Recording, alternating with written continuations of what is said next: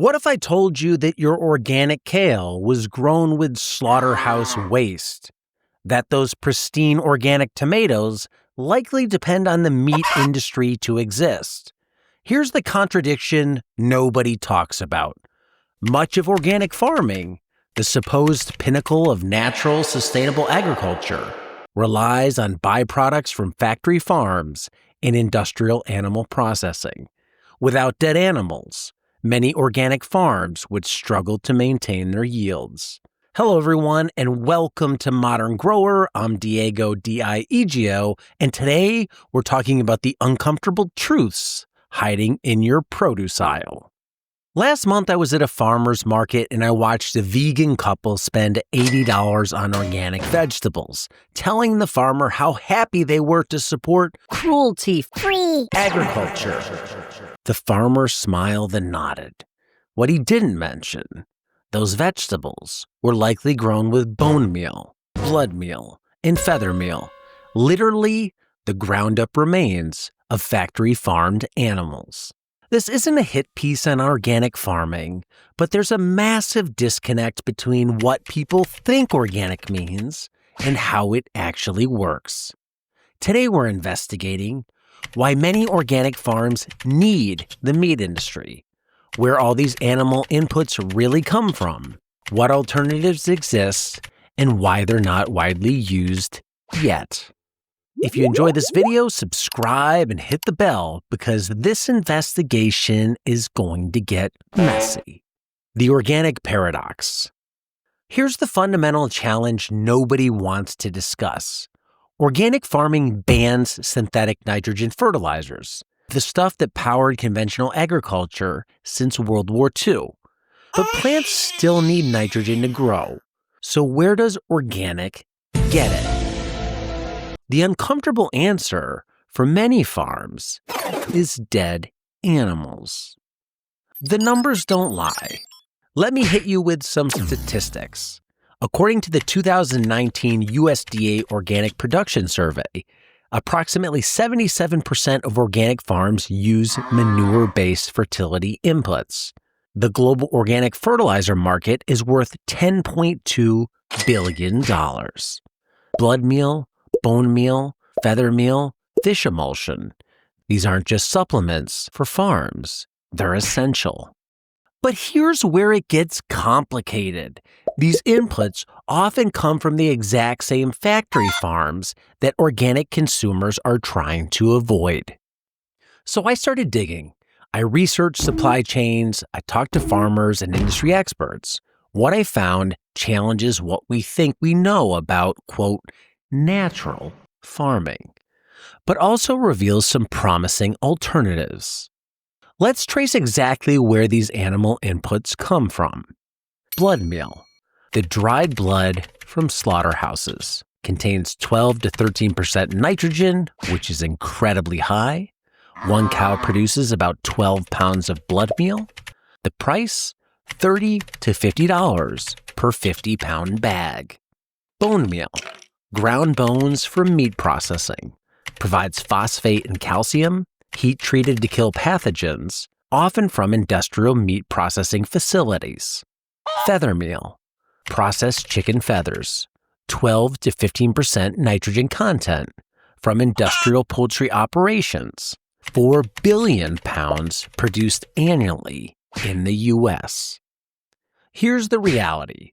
While not all organic farms source from factory farms, the scale and price of commercial animal-based fertilizers means many come from major processors like Tyson, Cargill, and JBS.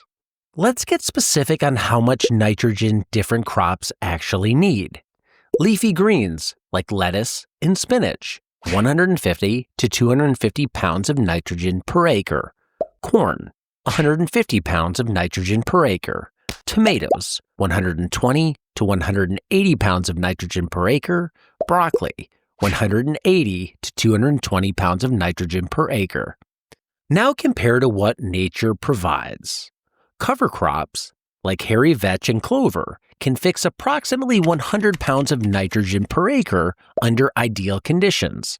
Compost adds 20 to 40 pounds of available nitrogen per acre, leaving a gap to fill of somewhere between 50 and 150 pounds of nitrogen per acre. This is why farmers turn to concentrated animal inputs. That blood meal at 13% nitrogen fills the gap quickly. The organic catch-22. I spoke with several organic farmers about this dilemma. One farmer explained, "It's complicated. Customers want organic, but they don't realize what that means for nitrogen sources. Synthetic fertilizer is banned. Cover crops and compost alone aren't always enough. Without some animal inputs, yields for certain crops can drop significantly, sometimes 20 to 40%. This creates a challenging situation. Organic standards ban synthetic nitrogen, which is made from air and natural gas via the Haber-Bosch process, but allow blood from conventional animal operations. The quote, natural option often has indirect ties to industrial animal agriculture. The quote, synthetic option requires no animals, but uses significant amounts of energy. Let's look at nitrogen math. U.S. farmland, 900 million acres. Nitrogen needed, 12 million tons annually. Available nitrogen from current animal waste, approximately 3 million tons. While transitioning all agriculture to current organic methods would require significantly more animal inputs than currently available, the exact multiplier depends on nitrogen recovery rates, crop rotation, and other factors. During COVID-19 meat plant closures in 2020, some organic farms faced serious fertilizer shortages, highlighting this dependency. The alternatives that do exist. Here's where it gets interesting. Not all organic farms are stuck in this cycle. Let's explore the alternatives.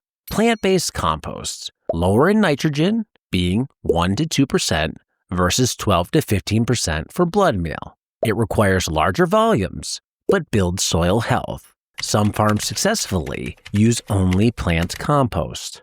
Cover crops and green manures. Crimson clover, hairy vetch, and field peas can produce anywhere between 50 and 150 pounds of nitrogen per acre.